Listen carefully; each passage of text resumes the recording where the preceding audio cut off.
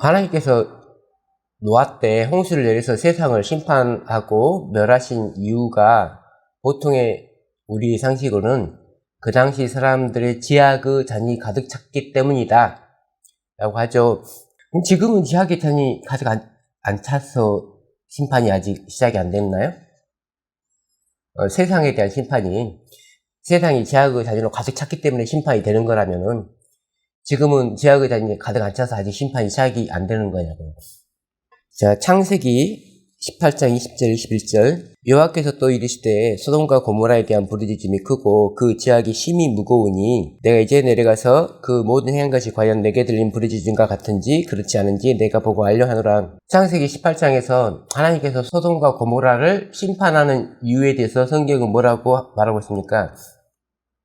부르짖음. 네, 그렇죠. 소돔과 고모라가 지악이 가능했다고 누가 부르짖나요, 지금? 베드로서 2장 5절로 8절 세상을 용서하지 아니하시고 오직 의를 전파하는 노아와 그 7 식구를 보존하시고 경건하지 아니한 자들의 세상에 홍수를 내리셨으며 소돔과 고모라 성을 멸망하기로 정하여 죄가 되게 하사 후세에 경건하지 아니한 자들에게 본을 삼으셨으며 무법한 자들의 음란한 행실로 말미암아 고통당하는 의로운 롯을 건지셨으니 이는 이 의인이 그들 중에 거하여 날마다 저 불법한 행실을 보고 들으므로 그 의로운 심령이 상합니다. 누가 부르짖습니까? 항상 복음은 양쪽 측면이 있는데 노아 시대 사람들이 지악의 잔이 가득 찼으니까 하나님께서 멸망시키셨어 라고만 이해를 하면은 계속 이 세상은 지악의 잔이 언제 가득 차지? 라고 세상의 죄만 보게 돼 있잖아요. 근데 하나님께서 심판하신 이유는 의인을 구원하기 위해서 심판을 하시는 거예요. 만약에 세상을 심판하지 않고 가만 놔두면 노아까지 전멸할 수가 있어요. 그래서 노아를 구원하기 위하여 첫 세상을 다 쓸어버리는 거예요. 소돔과 고모라 성을 심판하지 않으면 롯이 타락해요. 그래서 롯을 구원하기 위해서 소돔과 고모라를 쓸어버리는 거예요. 창세기 4장 9절로 10절 여호와께서 가인에게 이르시되 네 아우 아벨이 어디 있느냐? 그가 이르되 내가 알지 못하나이다. 내가 내 아우를 지키는 자니까 이르시되 네가 무엇을 하였느냐? 네 아우 핏소리가 땅에서부터 나에게 호소하느니라. 아벨이 죽었는데 죽음으로써 모든 게 끝난 게 아니고 그 피가 부르짖기 때문에 하나님은 가인이 옳은지 아벨이 옳은지를 심판을 해줘야 돼요. 그래서 가인은 그 판결에 의해서 유리하는 자가 되었죠. 출애굽기 3장 9절 10절 이제 가라 이스라엘 자손의 부르짖음이 내게 달하고 애굽 사람이 그들을 괴롭히는 학대도 내가 보았으니 이제 내가 너를 바로에게 보내어 너에게 내 백성 이스라엘 자손을 애굽에서 인도하여 내게 하리라. 애굽을 심판하는 이유는 이스라엘 자손을 구원하기 위해서 심판하셨죠. 세상을 심판하는 이유는 교회를 구원하기 위해서 심판하셨는데 그냥 세상과 교회가 사이가 좋으면 굳이 심판을 할 필요가 없죠. 그런데 이집트 사람들이 이스라엘 백성을 괴롭히니까 이스라엘 백성이 부르짖죠. 누구에게? 하나님한테. 그래서 심판이 시작된다고요. 심판이 시작되려면 반드시 의인이 있어야 되고 그 의인과 악인 사이에 다툼이 있어야 되고 그래서 의인이 억울해서 부르짖어야지 되는 거예요. 민수기 33장 3절 4절 그들이 첫째 달 15째 날에 람셋을 떠났으니 곧 유월절 다음날이라. 이스라엘 자손이 애굽 모든 사람의 목전에서 큰 권능으로 나왔으니 애굽일은 여호와께서 그들을 중에 치신 그 모든 장자를 제사하는 때라. 여호와께서 그들의 신들에게도 벌을 주셨더라. 그래서 구원의 첫 번째 군면, 곧 심판의 첫 번째 군면은 뭐냐면 이 세상의 신들, 이 세상을 벌하는 거예요. 왜냐면 그 안에 있는 하나님의 백성을 구원하기 위해서. 이집트인들은 라일강을 신기로 섬겼고 10재앙 동안 내렸던 모든 재앙들이 그들이 섬기는 신들과 관련이 있죠. 그들은 무려 한 80, 그들이 섬기는 신은 약 80개 정도였다. 모든 게 신이에요. 이도 신이고 어둠 같은 경우는 태양신이잖아요. 그들의 태양신을 벌하는 게 어둠으로 벌을 주는 거죠. 여기까지가 우리가 세상에 대한 심판. 보통 이렇게만 이해하면은 우리는 세상만 바라보게 돼 있잖아요. 근데 이제 출애굽기와 민수기에는 그 세상에서 구원한 이스라엘 백성을 다시 심판하는 과정을 통해서 구원하신다는 이야기가 기록이 됐죠. 출애굽기 32장에서 금송아지를 만들어서 배역을 했죠. 민수기 14장에서 가나안 땅에 진격하기를 거절했고, 민수기 25장에서 바알보올에 부독되는, 가담되는 그런 사건들이 있었습니다. 출애굽기 32장 7절 8절 여호와께서 모세에게 이르시되 너는 내려가라. 네가 애굽 땅에서 인도해낸 네 백성이 부패했도다. 그들이 내가 그들에게 명령한 길을 속히 떠나 자기를 위하여 송아지를 부어 만들고 그것을 애비하며 그것에게 제물을 드리며 말하기를 이스라엘아, 이는 너희를 애굽 땅에서 인도하여 낸 너희 신이라 하였도다. 사실 이스라엘 백성이 부패하면은 왕 대신 하나님도 억울하죠. 근데 여기서는 하나님께서 32장에서 이스라엘 백성을 레위인을 통해서 심판을 하시잖아요. 누가 억울해서 심판하는 거예요? 그러니까 심판은 구원하든지 억울함을 풀든지 하기 위해서 하는데, 아벨 같은 경우는 이미 죽어버렸잖아요. 그래서 억울함을 풀어줘야 되는 거고, 살아있는 사람은 구원시키는 거고. 여기서 출애굽기 32장에서 그들이 송아지를 만들어서 섬겼기 때문에 벌을 주었는데, 레위인을 통해서 벌을 줬는데 누구의 억울함을 풀어주려고 하는 거예요? 출애굽기 17장에서 아말렉과의 전쟁에서 아론과 훌은 모세의 양팔을 들고 팔을 올렸을 때는 이스라엘이 이기다가 팔을 내렸을 때는 이스라엘이 졌죠. 그래서 모세를 보좌하는 두 훌륭한 지도자로서 아론과 훌을 얘기하고 있는데, 출애굽기 32장 이후로 훌은 더 이상 등장하지 않아요. 그래서 우리가 왜 아론은 우리를 인도할 신을 만들라고 할 때 바로 신을 만들어줬을까? 이거는 하나님 뜻이 어긋난다고 저항을 해야 되는데, 그래서 우리는 이스라엘 백성이 훌에게 요구했는데 훌이 거절하자 훌을 죽였다. 그러므로 아론은 자기도 죽을까 봐서 겁나서. 민수기 14장 11절 여호와께서 모세에게 이르시되 이 백성이 어느 때까지 나를 멸시하겠느냐? 내가 그들 중에 많은 이적을 행하였으나 어느 때까지 나를 믿지 않겠느냐? 우리가 그 성경에서 보면은 다른 신을 섬겼다거나, 출애굽기 32장은 두 번째 계명을 위반한 건데, 그들이 애굽에서 듣고 본 게 뭐냐면은 많은 신들을 봤잖아요. 그래서 어떤 신들은 송아지 형상으로 만들어지고, 그래서 신은 형상이 있어야 된다고 생각을 하는 거죠. 송아지를 만들어 놓고 이는 이집트에서 우리를 구원해낸 여호와셔라고 하는 거예요. 여호와의 다른 신을 섬긴 게 아니고 여호와를 섬겼는데 섬기는 방식이 다른 거잖아요. 에베의 방식이. 여호수아와 갈렙 때는 하나님은 믿는데 하나님의 말씀을 안 믿는. 그러면 믿는 거예요, 안 믿는 거예요?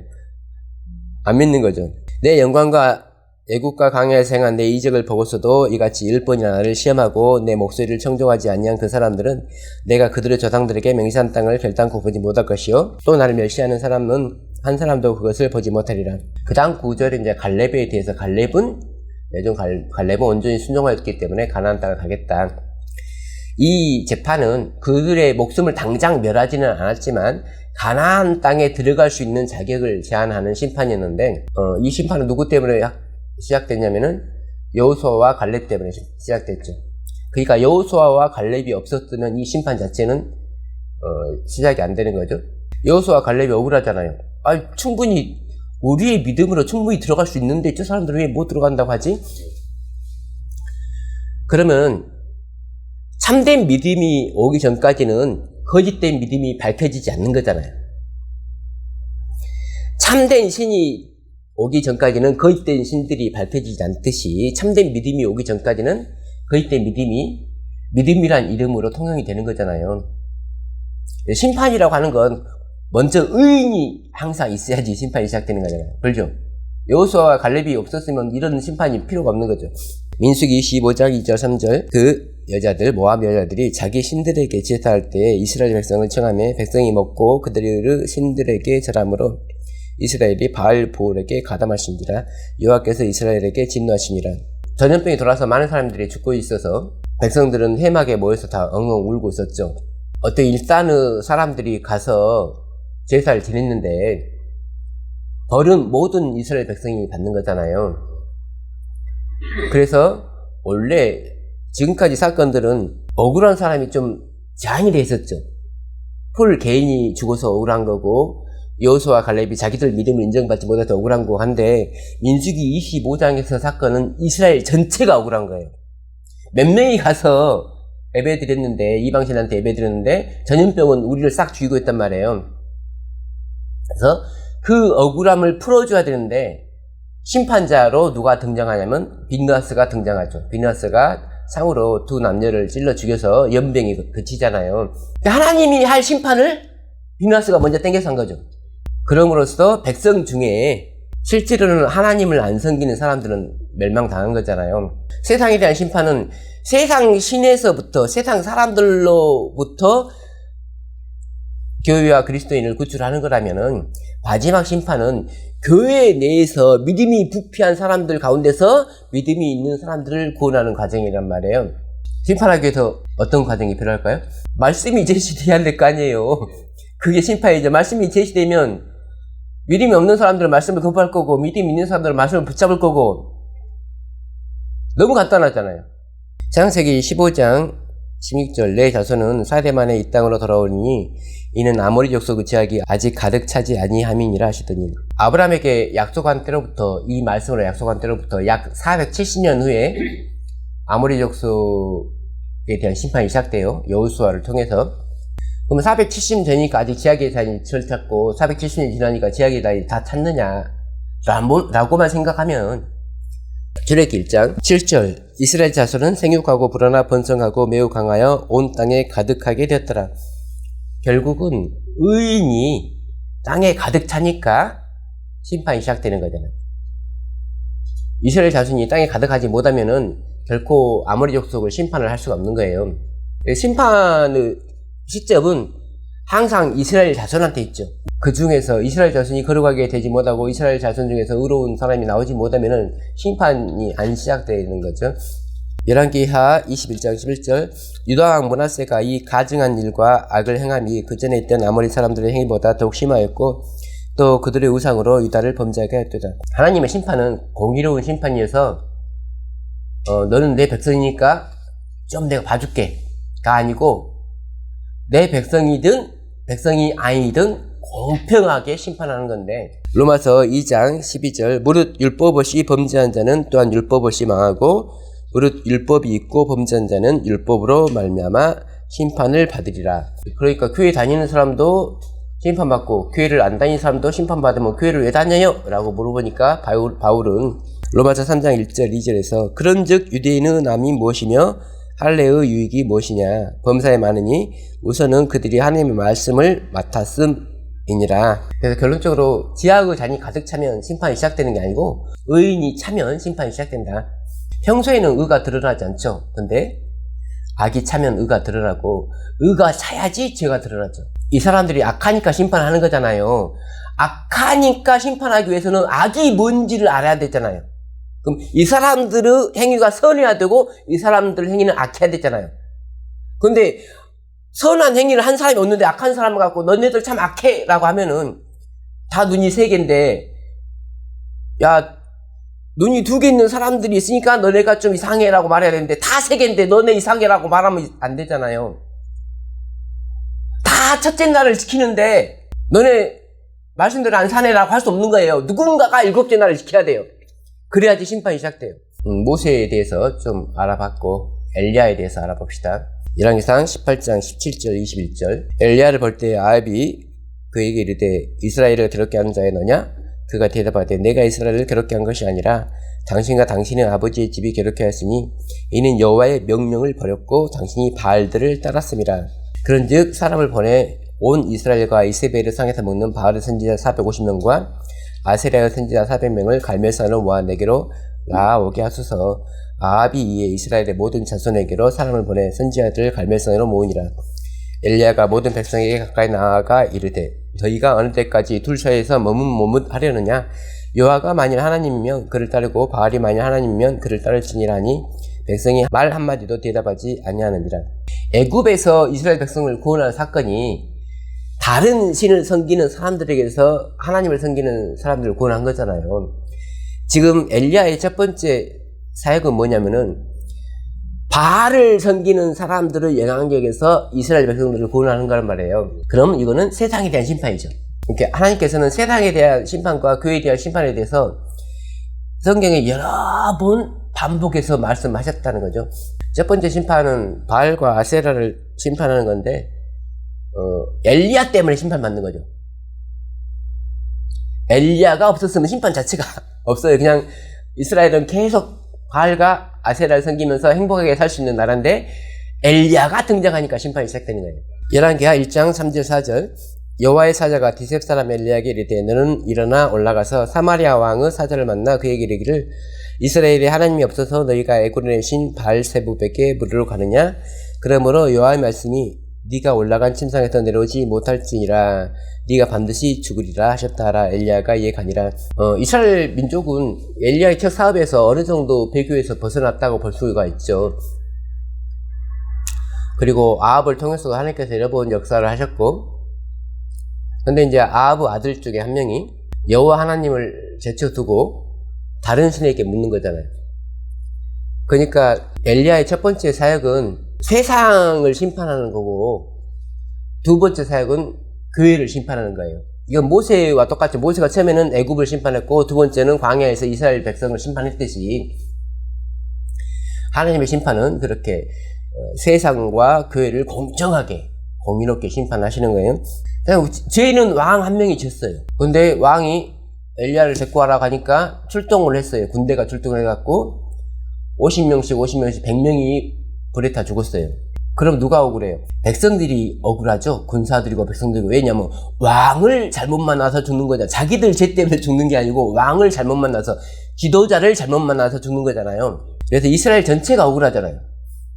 그럼 하나님께서는 어떻게 심판하겠어요? 왕을 죽이는 걸로 심판을 마무리하죠. 왕이 여호와 하나님이 아닌 다른 신에게 물으러 갔다면은 이 이스라엘의 왕은 여호와께서 기름 부어서 세운 왕이잖아요. 그러므로 이 왕은 하나님 정부에 대해서 반역을 한 거예요. 그럼 밑에 있는 군사들은 그 왕의 말을 들으면 안 돼요. 근데 우리 왕이니까 그 말을 들었잖아요. 그러면 죽는다고요. 왕의 말은 잘 들었는데 그 왕의 말을 잘 들은 게 심판받아야 될 거죠. 하나님의 택한 교회의 말을 잘 들으면은 심판받아요. 왜냐하면 하나님의 교회가 하나님 말씀대로 안 사는데, 그럼에도 불구하고 우리 교회는 진리교회다라고 착각을 하면은 하늘에서 불이 내려오죠. 그래서 처음 세상은 물로 멸망했죠. 노아 한 명 구하려고. 그 다음 세상은 왜 불로 멸망하냐면 교회 안에 남은 무리를 구원하기 위해서, 바알에게 무릎 꿇지 않은 사람들을 구원하기 위해서. 다니엘과 요한을 좀 살펴볼게요. 다니엘서 7장 9절로 14절 내가 보니 왕자가 놓이고 애초부터 항상 계시니가 자정하셨는데 심판을 베푸는데 책들이 놓였더라. 그때 내가 작은 불이 말하는 큰 목소리를 말미암아 주옥하여 버는 사이에 짐승이 죽임을 당하고 그의 시체가 상한받아 타오르는 불에 던져졌으며, 여기까지만 보면 심판은 심판인데 어떤 심판인지를 모르겠죠. 그 다음에 보면은 그 남은 짐승들은 그의 권세를 빼앗겼으나 그 생명은 보존되어 정한 시기가 이르기를 기다리게 되었더라. 그래서 이 심판은 최후 심판이 아님을 알 수 있습니다. 짐승, 그러니까 기독교 로마가 하나님의 참 성도들을 공격하고 하나님의 참 성소를 공격했기 때문에 하나님께서 심판하신 거죠. 기독교 로마는 다니엘서에 짐승이라고 나오고 요한계시록에도 짐승이라고 나와요. 한 번도 교회였던 적이 없어요. 그러므로 기독교 로마에 대한 심판은 교회에 대한 심판이 아니고 그냥 세상에 대한 심판이에요. 자, 그러면 세상에 대한 심판이 끝났으면 교회에 대한 심판이 시작돼야죠. 늘 말씀드리지만 세상을 심판하는 이유는 세상에 있는 당신의 백성을 구원하기 위해서, 교회를 심판하는 이유는 거기서 끝끝내 하나님의 말씀을 버리지 않는 남은 무리를 구원하기 위해서. 처음부터 세상에서 남은 무리만을 어떻게 빼요? 백화점에서 처음부터 100만원짜리 이상만 팔면 누가 와요?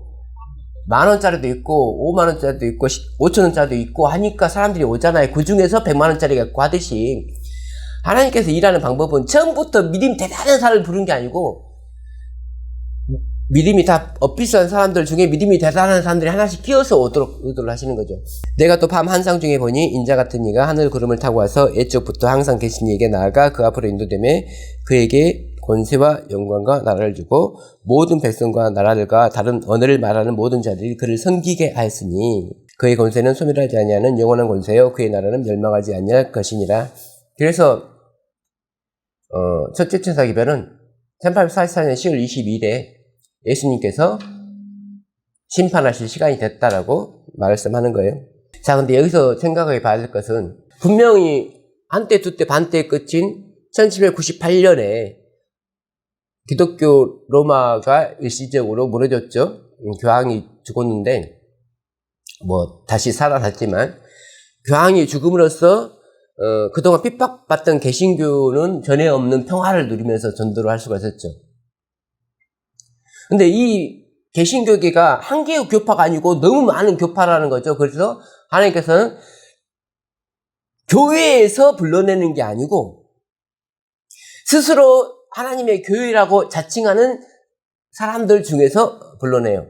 그것이 첫째 천사와 둘째 천사의 기별인 거죠. 첫째 천사의 기별을 외치는 사람들이 예수님이 심판하실 시간이 됐어요 라고 하고 예수님이 왕이 됐어요 라고 하니까 안 듣잖아요. 교회들이 예수님의 왕 되심을 싫어하고 거부를 하잖아요. 그러니까 둘째 천사가 무너졌도다 큰 성 바벨론이여 라고 심판을 하는 거예요.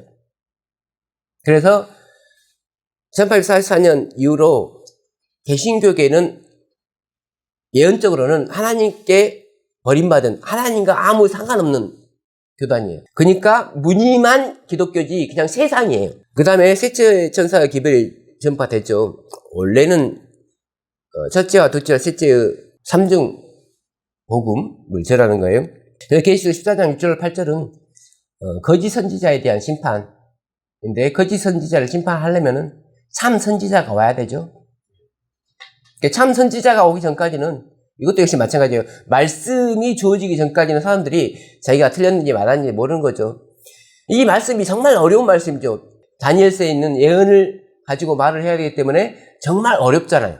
근데 예언을 해석하는 건 항상 성경 전체를 이해하면 예언은 해석이 되게끔 되기 때문에 예언을 거절하는 것은 성경 전체를 그냥 이해를 못하고 있다라고 생각하시면 돼요.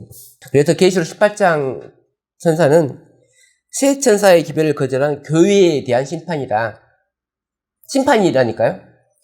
큰 권세를 가졌는데 이 심판하는 권세를 가진 천사가 바벨론이네 라고 하면 바벨론이 되는 거예요. 원래는 정말 정결했던 교회가 이 천사가 너 원래는 정결했는데 지금 보니까 음녀네? 옛날에는 몰랐는데 진리를 회복하고 보니까 오류 속에 있구나. 그래서 18장 천사의 등장, 엘리야의 사업의 끝은 뭐냐면 진리가 회복되지 않으면 진리가 회복돼야지 저게 오류인 줄 알잖아요. 교회가 죄가 있다는 것을 내가 율법을 모르는데 교회가 문제가 있어요. 그러니까 지금 교회 편을 들고 있는 사람들은 율법을 모르는 분들이죠. 그러니까 교회가 엄청 하나님 말씀대로 하는 것 같잖아요. 요한복음은 복음이 항상 교회에게 먼저 전해지고 교회가 그 복음을 잘 받아들였을 때 세상으로 전해지는 형식을 가지고 있어요. 심판이 세상을 심판하고 교회를 심판하는 거라면 구원은 교회를 구원하고 세상을 구원하는 형식이에요. 그래서 구원에 대해서 먼저 교회가 거절하고 나중에 세상이 거절하는, 구원에 대해서 먼저 교회가 받아들이고 나중에 세상이 받아들이는 그런 채널을 쓴다는 거죠. 하나님이 그 아들을 세상에 보내신 것은 세상을 심판하려 하심이 아니요 그로 말미암아 세상이 구원을 받게 하려 하심이라. 요한복음 3장 17절에서 말하는 세상은 교회입니까 세상입니까? 제가 3장 17절 읽기 전에 좀 말했잖아요. 예수님께는 교회하고 세상하고 그렇게 구원과 심판에 있어서는 예수님께는 차이가 없어요. 그래서 세상 그러면 교회를 뜻하는 거예요. 요한복음에서. 또 다른 복음서에도 마찬가지죠. 주의 끝은 세상 끝이라, 세상 끝이란 말과 교회의 끝이란 말은 똑같은 말이라는 거죠. 복음서 기자들은 그렇게 이해하고 기록했다는 거예요. 마태복음 10장 5절 6절 예수께서 이 12를 보내시며 명하여 이르시되 이방인의 길로도 가지 말고 사마리아인의 고을에도 들어가지 말고 오히려 이스라엘 집의 잃어버린 양에게로 가라.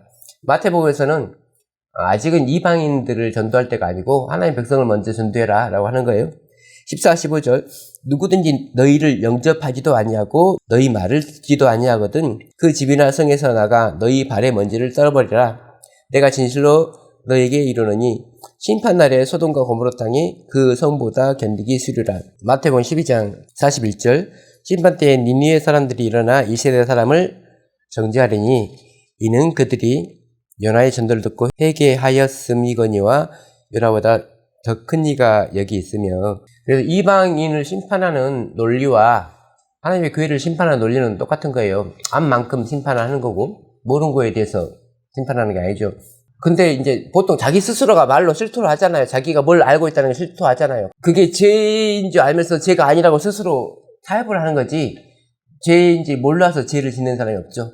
먼저 이스라엘 백성을 구원하기 위해서 마태복음 10장에서 죄악을 파견했지만 이 구원은 심판을 전제로 한 구원이라는 거죠. 구원을 받아들이지 않았을 때는 세상보다 더 혹독하게 심판을 받는다 라는 뜻입니다. 요한복음 9장 39절 예수께서 이르시되 내가 심판하러 이 세상에 왔으니 아까 요한복음 3장 17절에서는 심판하려 하심이 아니요 구원하려 하심이라고 말했으면서 요한복음 9장 39절에서는 세상을 심판하러 왔다 이렇게 말하니까 모르는 사람들은 왜 예수님은 말이 다르네? 또 여러 복음서가 기자가 좀 자기 표현을 달리 할 수 있지만 요한이 썼는데 똑같이 요한의 글인데 왜 두 개가 다르지? 라고 생각할 수도 있죠. 그래서 사실 뭐 요한복음 3장 17절은 심판이라고 번역될 게 아니고 정죄라고 번역돼야지 옳다는 표현을 예전에 한번 말씀드린 것 같습니다. 그래서 심판하러 이 세상에 왔으니는 이 세상은 뭘 말하냐면 죄의 권세에 사로잡혀 있는 것을 말하는 거잖아요.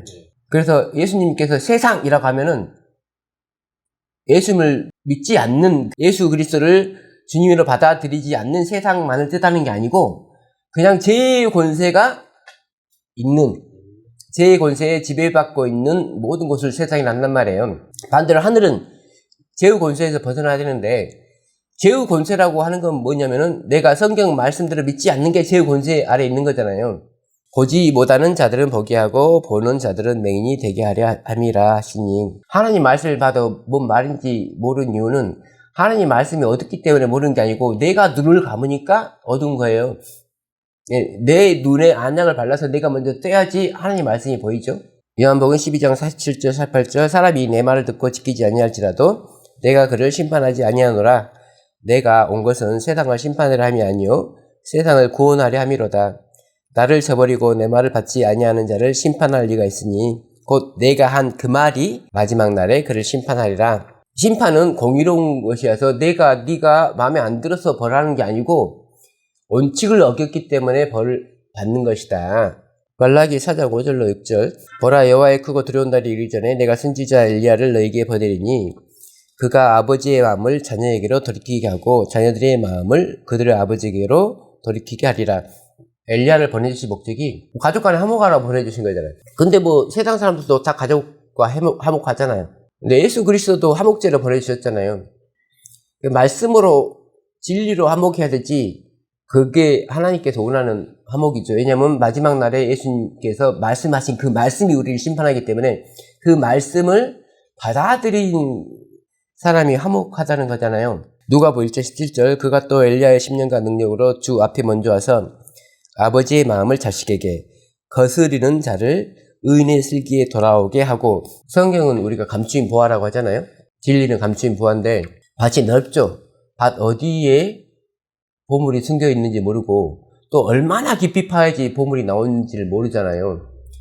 그래서 사실 보물을 찾기 위해서 뭐 그 밭을 빌린 건 아니지만 계속 어떻게 파다 보니까 나오는 거잖아요. 그랬을 때 부하구나 하고 모든 것을 팔아서 그 밭을 사는 거잖아요. 그래서 성경이 말하는 부하를 찾기 위해서는 첫 번째로 뭔 밭이든지 좀 파봐야 될 거 아니에요. 뭐 파야지 뭐가 나오잖아요. 로또에 당첨되려면 어떻게 해야 돼요? 로또를 사야 되잖아요. 로또도 안 사놓고 계속 하나님 로또 한 번만 당첨되게 해주시라 하면 주를 위하여 세운 백성을 준비하리라.